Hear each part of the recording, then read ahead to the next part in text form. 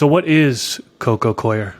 It's just coconut husk. So it's like the brown husk of the coconut fruit, which is dried and then ground into pieces. And there's basically 3 different types of cocoa. You'll get like the fine particles that are almost like dust, which we call peat. It's cocoa peat. And then you can have the fibers, which are like these stringy things, which are the cocoa fibers.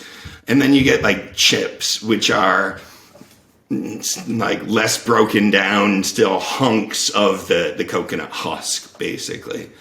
The chips have the best air holding capacity, although the fiber holds on to a lot of air too. So if you have a high enough concentration of fiber, you'll have a good air holding capacity.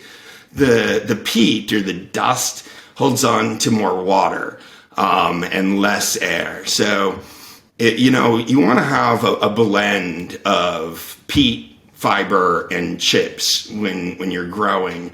And through the course of time, the chips will break down into fiber and peat, and the peat breaks down into smaller and smaller and smaller pieces of peat, basically. A lot of that's caused by root action. We don't want to grow in cocoa that has too much of the finest peat.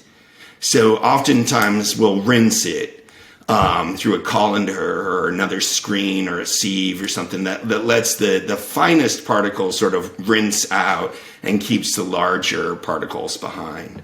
And doing that, you can actually recycle cocoa indefinitely because you're sort of getting rid of the oldest cocoa that's broken down the most each time, and you'll have to add more cocoa on the top. But I recommend growers do that with their cocoa grows. There's no reason to sort of throw it out and get new cocoa.